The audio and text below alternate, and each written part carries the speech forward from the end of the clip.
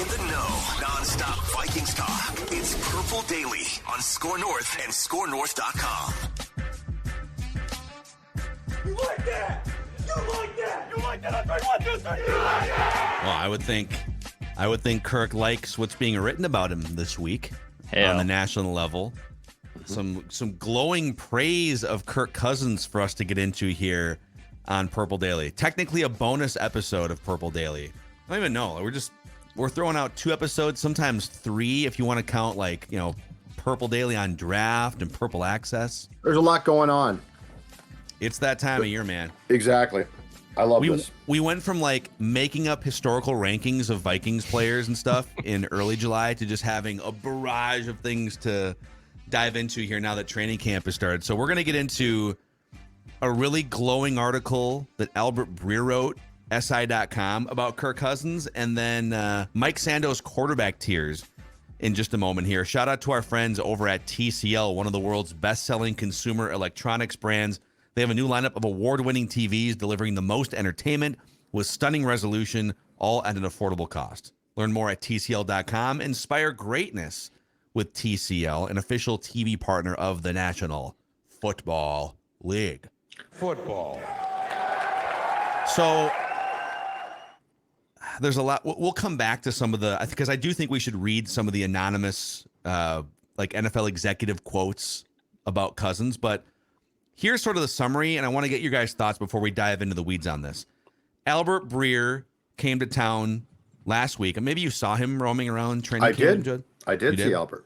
Mm-hmm. So he sat down with Cousins, with Kevin O'Connell, with Justin Jefferson, and one of the snippets he wrote was, the rap on the 34-year-old Cousins was always that he was smart and disciplined, almost to a fault. He could carry out any concept the way you ran it on a Wednesday practice. But if Sunday was unlike what was being taught during the practice week, you'd find yourself in choppy waters. If it went off script, you'd find yourself in choppy waters. We have ripped him to shreds for that for 6 years, right? Yes, we've talked about that. But that's not the case anymore, Breer writes, according to his coach and star receiver. Mike Sando put out this is the 8th annual quarterback tier rankings, where he surveys 50 different, so it's 8 general managers, 10 head coaches, 15 coordinators, 10 executives, 4 quarterbacks coaches, and then 3 analytics guys. And it's all anonymous, so they can say whatever they want, and they rank all 30 quarterbacks, and they get put into tiers. Cousins was put in tier 2. And his 12th ranking, so he's ranked 12th, he was in tier 2, ranked 12th, was the highest he's ever ranked in the 8 quarterback tier appearances dating back to 2016. So he's higher than he's ever been in the eyes of people around the league. And you've got Albert Breer talking to people within the Vikings organization, Kevin O'Connell and Justin Jefferson, saying, hey, this used to be who Kirk Cousins was. We actually think he's this now. Do you think these are fair assessments of the ascension of Kirk Cousins? Absolutely. And I think what they are is it's a reflection. I don't think it's fair to talk about Kirk's successful 2022 without talking about what Kevin O'Connell meant there. So when Spielman signed Kirk, okay, and I'm not absolving anybody here. I'm not absolving Kirk, and I'm not absolving Zimmer. But it was a self-fulfilling prophecy that Mike had put out there of, I don't want this guy, right? And so think about the thing that you just read from Breer. This dovetails in perfectly. What you just read from Breer is something that we've all known, which is on Wednesday, when everything is smooth, when you're at 36,000 feet and there's no choppy air, things go smooth as possible. But when you hit turbulence, it's a problem. Well, Kevin O'Connell is the antidote, much more so, to the turbulence. So none of this is surprising. This is how, and with what Kirk was making, it was on him to improve himself under Mike, and he couldn't make it happen as far as a win-loss perspective.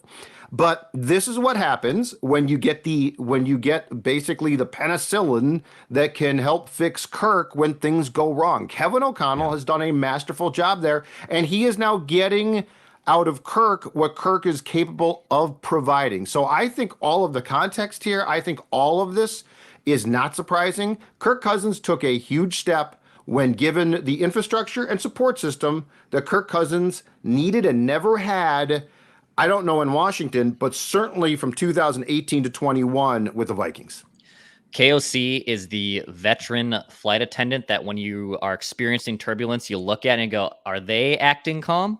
Because if they're acting calm, I will mostly remain calm. I'm still have a death grip on both armchairs, but I'm not fearing for my life because they are still serving me ginger ale and ice. Okay, so it's okay. And nothing in this world just rattles up people more, by the way, than quarterback rankings. It's the new thing. I feel like we're getting more and more QB rankings. And I know Sando's done this like annually, but now like quarterback rankings have jumped the shark. And I love it, to be honest. Like power rankings, I think we've all now dismissed team power rankings as just a bunch of baloney for the most part. Not us. QB rankings. Except on Tuesdays on Purple Daily. The pig's pecking order coming up. We're smart. We know what we're talking about, okay? We know what we're talking about. But QB rankings have completely jumped the shark where now it's, well, Kirk's 12th. Oh, he can't be 12th because Dak's ahead of him. Well, he's actually a tier 2 quarterback. Oh, okay. I can get down with Kirk Cousins being a tier 2 quarterback. So I love the whole discourse too that quarterback rankings have basically been thrusted upon us as sports fans. Do you guys feel like, okay, we're talking to 50 different people in the know, right? This is 10 different head coaches, 10 different GMs that we're surveying sort of the heartbeat of the NFL's decision makers. It's not what, media jackals like us think. It's not what fans think. It's what people who do this for a living think. Is it fair to say that these quarterback rankings paint the most accurate picture, or at least paint probably the most interesting picture because it's from people inside the walls of NFL buildings, right? Yes, and yes, I will say this. I believe Mike Sando, who I know a little bit, started these when he was at ESPN, and Mike is a disciple of the late great John Clayton. I mean, he is football. He is anal about his reporting. Like Mike is as far away from clickbait dude as you can possibly get. Yeah. So yes, I think of all of the lists, which include us, like sitting down at the kitchen table and coming up with our list. But I think of all of the lists that are assembled, this one probably is atop the credibility list because one, he's been doing this for a long time. 2, he's well sourced, and 3, this dude like lives for stuff like this, and he's not trying to get clicks. He is trying to put together the most accurate description he possibly can. I believe we had Sando on this program 2 years ago post this list, didn't we? Yep. I think it was post the 2021 QB tier list. I think you're right. Yep. I think we've had him on a couple times. I'm pretty sure we've had him on twice to discuss the quarterback list. And he's doing the media rounds now, and he's excellent. So I feel like this is my biggest takeaway digesting the Albert Breer article and the list now, the Mike Sando list, is that the problem with the Kirk Cousins dialogue oftentimes is people talk about him and debate him as if he's the same guy now as he was in 2018. It's sort of this like, is he good enough or isn't he good enough discussion that's black and white and doesn't account for how different he is now as a 34-year-old quarterback, leader, everything, versus when the Vikings signed him on a ready-made Super Bowl team and said, hey, be the final piece to the puzzle. So I personally, as a guy who's hammered him for years and I've been critical for 6 years of this guy for the most part, I am more optimistic now about Kirk Cousins' ability to take this team far than I've ever been. Do you guys feel the same sense of optimism at all? Oh, yeah, because he's got a coach who knows how to get through. He's got a coach that cares. His coach is as invested in him as you can get, and that's what Kirk needs. And look, you know what? We can't talk about this without talking about, and this is probably on, well, it's on Kirk for sure, but it's on Kevin as well. But the way that the season ended was very disappointing because of how far those two, and Kirk in particular, had come. 8 comebacks, which for Kirk 3 years ago would have been like, if you had told me, hey, you know what, in some year it's going to be 8, I'd be like, no, it's not. He's not capable.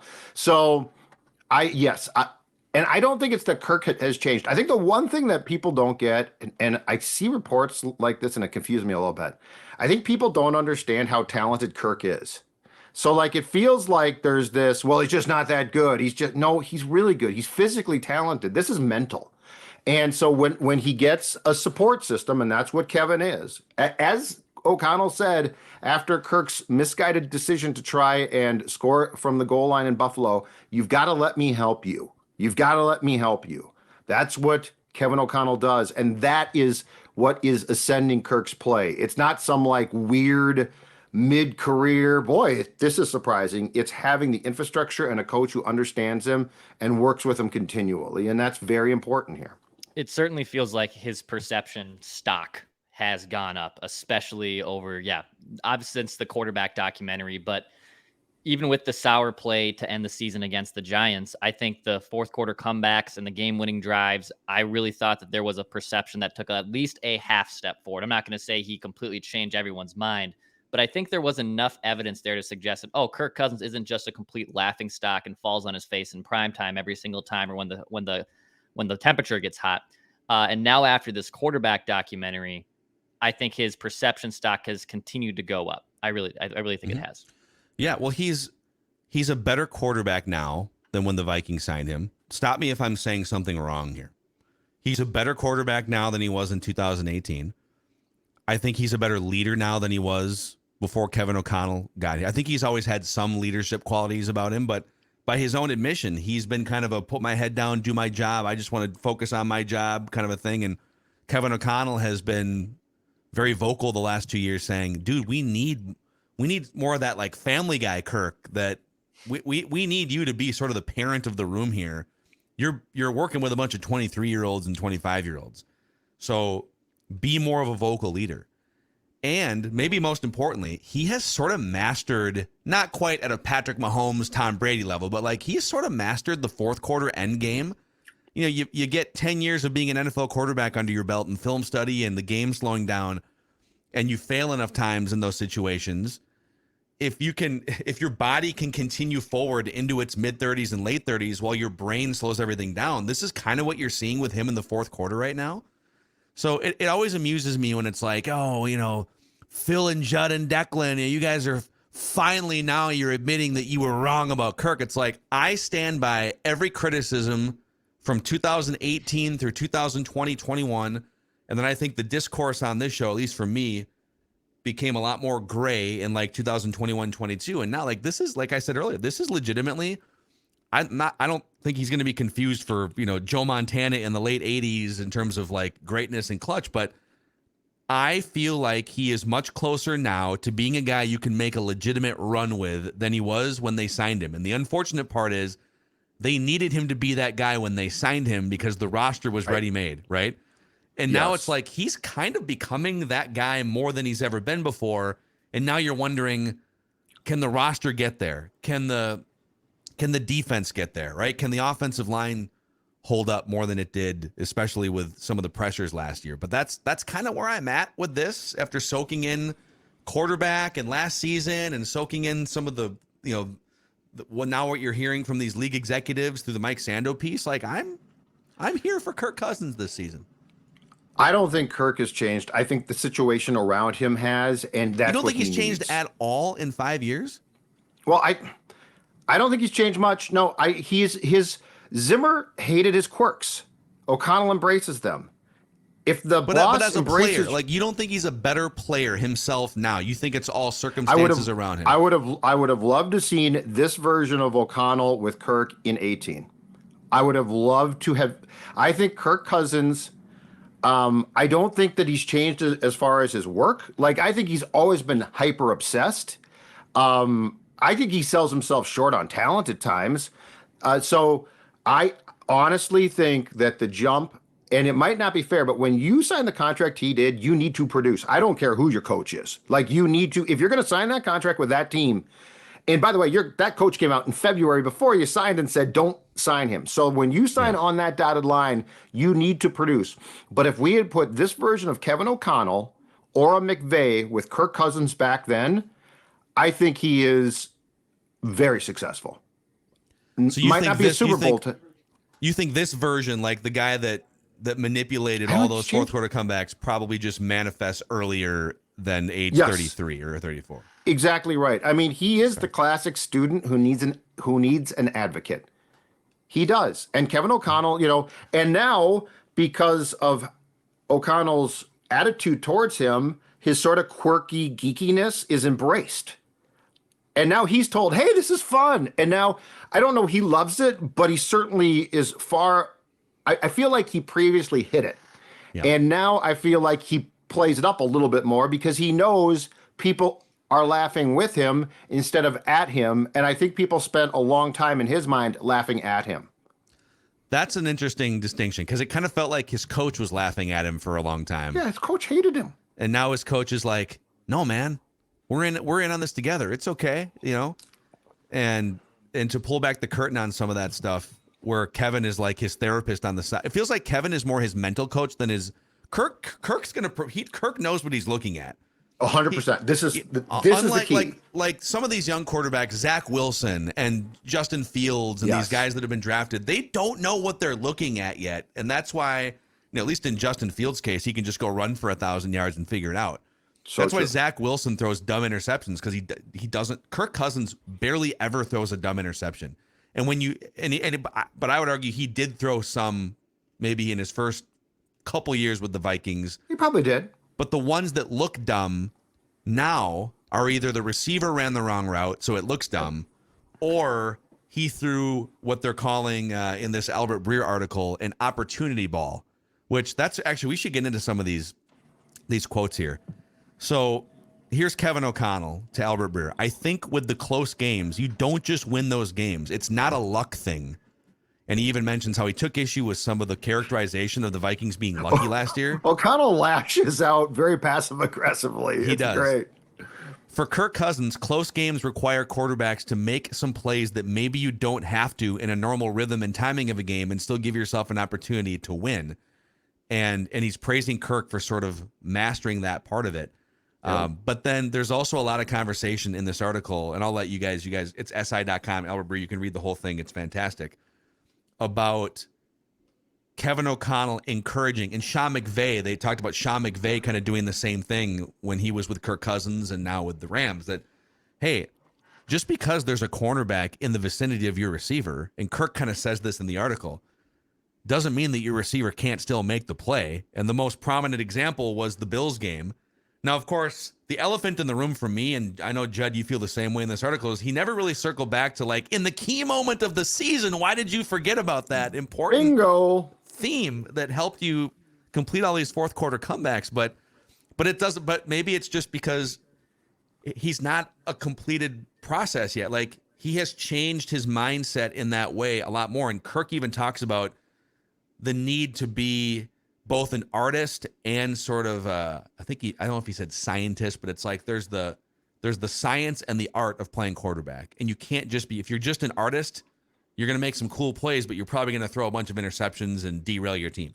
If you're just a scientist or whatever, that's great. But like if things go off track or you need to improvise in the fourth quarter. So he says it's a constant battle for him to be a blend of both going forward. And that's where Kevin O'Connell has probably made the biggest difference for him. Yeah, and so to go back to what you just referenced from the Breer piece, which is the words opportunity balls, which I absolutely love. Think about the difference between that. So like clearly they sit down and O'Connell, because it's not that McVay or O'Connell say, hey, throw some picks, right? But they've got to give him the map of what's okay. And opportunity balls, especially with Justin Bleep and Jefferson, or in the Rams case, Cooper Kupp, are balls that, they might be dicey, but they can work. And if they work, and Kirk is an accurate enough quarterback ordinarily to make it work. Now, juxtapose that with, I think it was Zimmer's last year, where Mike supposedly said, well, I've told him he's got to take some risks. I've told him he's got to take some, but in Kirk's mind, because Kirk it's such a science to him, that means nothing. What does that mean? Risk, opportunity. They're risk talking about the same thing, but it's a different way to put it. And risk is negative. Take a risk. Well, but that's a risk. Opportunity is, hey, this can work. see it through this light. Like if you think about how Kirk is wired, it's not that hard. Like because I think if you watch the Netflix documentary and hear Kirk talk enough, it's very clear what he needs.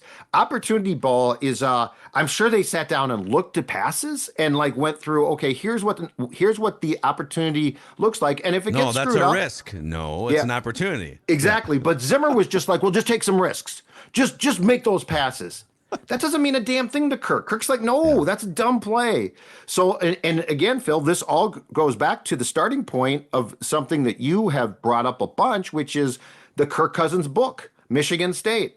I did something dumb. I paid a price. Yeah. I can't do that. Well, no, actually, you have to, but it has to be put in a light of it's okay in this case. Yes. So fascinating, man. I never thought of it that way, but we had talked early in the first Kevin O'Connell season. I do remember we did a show about how I was trying to defend Mike Zimmer a little bit and say, hey, the things that we're praising Kevin O'Connell for wanting Kirk to do, Mike wanted Kirk to do the same. People thought like, well, Zimmer was putting the shackles on Kirk. No, Zimmer was begging for Kirk to take more risks or more chances. But the way Judd just explained it, that's the difference in the teaching. And that's the difference in the connecting with the quarterback, right? That one coach, they both want him to make big plays down the field, don't throw short of the sticks on 3rd and 10, whatever it is, or 4th and 8. And one of them chooses in sort of a furrowed brow, angry manner to take a risk. And the other one is putting his arm around a quarterback and saying, don't think of it as a risk. In this situation, it's an opportunity. Throwing the ball into triple coverage on whatever it was, 4th and 18 in Buffalo, and it's windy, is not a risk, actually, because the risk is not throwing that pass and losing the game. That's the risk. Yeah, from 2000. So Kirk Cousins from 2018 to 2021. I will say this to go back to your question of him being improved. From 2018 to 21, that Buffalo ball does not come out. It doesn't go there. I agree. So like if we're talking about now, could he have made that throw in 18? 100%. But the difference is the empowerment of you need to make a play. It might be tough, but one, we're dealing with a very special player who can catch the ball. And two, as you said, if we don't do this, the outcome is the Giants game, which is no way to lose a game. Yes. We should read some of these quotes here from the anonymous football executives and coordinators about Kirk Cousins. But let's shout out a new partner of ours here on Purple Daily, our friends at uglydeck.com. And we must apologize for the YouTube audience here. Okay, we characterized this as a chicken suit. It's a duck suit. Ugly. You'll see it. Ugly duck. Uglydeck.com. Partying on these X. You can either do it yourself or have them install it, Judd. There's so many options at uglydeck.com. Exactly right. A maintenance-free deck can be expensive, but what if I told you, as you watched all that fun right there, that there is a way to save $10,000, even if you think you can't build the deck yourself. Uglydeck.com, as Phil just said, has the DIY Assist program where Uglydeck installs your footings and ledger, designs and assists with your project, and you finish the deck and save thousands. You get a free DIY coach who's going to help you from start to finish. It's so easy. Dare I say Sports Dad could do it DIY. Half of the uglydeck.com DIY customers have never framed a deck before, but you can DIY it with their help. Average savings are between, get this, $10,000 and $11,000. If you go to their website, you can pick out your deck. Check out all the great national brands that they carry. Right now, they are in the midst of running their fall promo, $500 off. Just tell them Judd sent you or that you heard about it on this show, Purple Daily. Late summer and fall are a perfect time to build a deck. So get started now on their website. Go to uglydeck.com, click on DIY, and you know what? You're going to have a deck on which you can party as well. Yeah. Also, in terms of do-it-yourself, you could yourself go to 3Jack in the North Loop, Minneapolis, if you enjoy amazing food and fun golf simulator stations, Declan. Yeah, we got like record heat going on right now. And two things. No one wants to be sweating when they're on the golf course. Or two, maybe you want to golf and the tee sheet gets filled up. Well, why don't you go to 3jack.com? You still get your swings in on those nice air-conditioned bays, okay? So you're not just being beat down the heat, plus a great option of food, great happy hour selections too. It's not just golf simulators. You got those loaded nachos that are a favorite of this show. Go to 3Jack and 3Jack.com to book that bay. And plus, you can stay up to date on all their events and happenings. Go to 3Jack and 3Jack.com. Go check out their location in the North Loop. So, okay, boys, Mike Sando, after surveying 50 different people inside the game, 8 general managers, 10 head coaches, 15 coordinators, 10 other executives, et cetera, et cetera. He has put all these quarterbacks, 30 quarterbacks, into multiple tiers. So the first tier, let's just go through this here, and we'll get to some of the Cousins quotes. The first tier is a quarterback that can carry his team each week. The team wins because of him. He expertly handles pure passing situations. He has no real holes in his game. So pure passing situations being when they know you're probably going to pass. It's third and long. It's second and double digits. It's fourth quarter. You're trailing. It's like, hey, there's no disguising it with a play action at this point. He's probably going to pass. We're going to get after him, and he still has to try and complete the pass, right? So the first tier is Patrick Mahomes, Joe Burrow, Josh Allen, Aaron Rodgers, Justin Herbert. Okay. Tier 2. A tier 2 quarterback can carry his team sometimes, but not as consistently. He can handle pure passing situations in doses and or possesses other dimensions that are special enough to elevate him above tier 3. He does have a hole or two in his game. And right now, tier 2 includes Jalen Hurts, Lamar Jackson, Trevor Lawrence, Dak Prescott, Matthew Stafford, Deshaun Watson, and Kirk Cousins. So I'll read that description again of tier 2. Does this fairly fit Kirk Cousins? A tier 2 quarterback can carry his team sometimes, but not as consistently. He can handle pure passing situations in doses and or possesses other dimensions that are special enough to elevate him above tier 3. He does have a hole or two in his game. I think that's perfect. For the 2022 version of Kirk Cousins that we got, I think that description is just spot on. Absolutely. In fact, there's a few guys in tier 2 that I might try and put in tier 3, but right now Kirk's not one. He might be, I agree. But right now, Dak Prescott, I'm not so sure of. I think he might be a tier 3 guy right now. Like the whole Dak Kirk thing to me is, and they're very different players, but I don't know what to make of Dak right now. But I think Kirk Cousins with Kevin O'Connell as his coach, I think for the first time, because Kirk, under Zimmer and with the various systems, statistically was very good. It was, do you get to the playoffs and win games? But I think this is the most that I can define who Kirk is right now. And that's a credit to him and his coach. So I think a tier 2 ranking in the Sando list is very, very fair for Kirk Cousins. Here's what some of the executives and people are saying. So one executive said, people have Kirk in tier 3. And I'm like, no.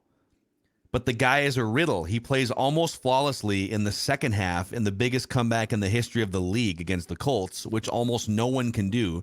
And then 1 month later in the playoffs, he's got 4th and 8 on the last play of the game, and he's hitting the check down 5 yards short of the sticks with the defender all over the receiver. Yeah. This is a league executive just echoing what we're saying. Yep. And then an offensive coordinator who placed Cousins in tier 2 said, he's probably the guy I was torn on the most between a 2 and a 3. He'll probably never win a Super Bowl, but he is just a damn good player who more times than not, the Vikings are at least even, if not a little ahead of who they are playing from a quarterback standpoint. Perfect description. And then a defensive coordinator said, he's smart, he's got leadership, he's got command of the offense. I'm not sure he can carry the team even sometimes. There is something missing there. That's from a defensive coordinator's perspective. But I think with the puzzle being O'Connell, Cousins, and Jefferson, because I think if Jefferson is given opportunity, again, opportunity balls. If Jefferson is given opportunity, Jefferson, as weird as this might sound, is in that very select tier 1 group of receivers who can carry the team. That's a very small list. That's a finite list. Yeah. But that Buffalo game proved it. Like, that was a hell of a pass by Kirk. It was a hell of a chance that he took, but Justin Jefferson made one of the most amazing, I would argue that's one of the most amazing catches in the long and storied history of the Vikings franchise. Oh, yeah. Easily. You wish that it was like happening in the playoffs. So, but Well, yeah. and you could have thrown the ball. Yeah. But anyway, I think those descriptions are spot on. So tier 3 here, this is the tier that Kirk has now graduated from into tier 2. A tier 3 quarterback is a legitimate starter, but needs a heavier running game and or defensive component to win. A lower volume drop back passing first offense suits him best. So guys that are just, they can definitely drive the car, but you got to be careful letting them go too fast. Kyler Murray. And that's interesting. Yep. Okay. Derek Carr. My guy, Jared Goff. Disrespectful. Russell Wilson, who I think would have been Russell Wilson. Let's see here. They have the history of this. We'll find out. Dude, Yeah, he was tier 1. Yeah. He was like number 1. This is the lowest he's been by far. Yeah. Yeah. Tua, Jimmy G, Daniel Jones, Geno Smith, Justin Fields, Ryan Tannehill, and Mac Jones. It's a large tier of quarterbacks. Mac Jones gets in tier 3. That's interesting. So tier 4 is a quarterback could be an unproven player. There's not enough information for voters to classify, or a veteran who ideally would not start all 17 games. And that group is Brock Purdy, Kenny Pickett, Jordan Love, Baker Mayfield, Sam Howell, Desmond Ridder, Gardner Minshew. Okay. So those are the 4 tiers. And Kirk was traditionally tier 3. He's only been in tier 2 one other time in the 8 years of this experiment. Yep. So he's two for 8 being in the second tier. He's never been in the first tier. He's been in the third tier the other years they did this. I think the list of quarterbacks that intrigues me the most as far as what are they going to do, Trevor Lawrence, because he could be tier 1 by this time next year. He could be tier 1. Jalen Hurts could be tier 1. Yep. Aaron Rodgers with the Jets, who could be sitting on a 2009 Favre year. Like, he's re-engaged a lot. Like, he seems like he's having fun again, which, I mean, the last couple of years with the Packers were miserable for everyone, including the fans, I think. So that intrigues me. And Russell Wilson. Sean Payton's talking a big game right now, but, Russell, I'm not ready to give up there yet. I'm not either. It's weird. Apparently, he came to camp a lot leaner than he's been in the last couple of years, too. So he's changing some things. That's Russell Wilson, by the way. I don't think Sean Payton's leaner. No. He's a little heavier to me. No, and he was out of line for what he said about Hackett and the mess. But that's, you know what? He was right. He's not He was wrong. right. He's not wrong. Yeah, exactly. That thing was a train wreck from day one. On one hand, it's kind of funny that someone with that stature said it out loud. Like, you know what? Yeah, he said what all of us have said the same thing about this clown after the first game of the season where, you know, they didn't know how to line up and kick a field goal or whatever. But I can see how it is weird that you'd make this aggressive drive-by comment like 6 months after all the dust has settled. It's like, okay, the body's been lying there for 6 months. He went back, dug it up, and kicked it. I know. Poor guy. And Nathaniel Hackett seems like a genuinely awesome, nice human and father and everything. So he couldn't manage the clock. He had to hire a clock management guy after week 1. He should have had one before week 1. I think There's no shame in having one. Just, you know. I think Sean Payton is not a great guy, but I will take him 1,000 times out of 1,000 times. Like, if you're like father of the year could coach your team, or this guy who's sort of off his rocker, but he's good, I'm taking off the rocker guy. It is going to be interesting because Russell Wilson's so used to the Pete Carroll, Nate Hackett, bright gum chewing personalities, and now he gets grizzled Sean Payton. Although Pete Carroll does something right, I will say that. Like it's incredible what the infrastructure does. Like Pete Carroll does, the Seahawks do something right for a decade and a half. Absolutely. Yep.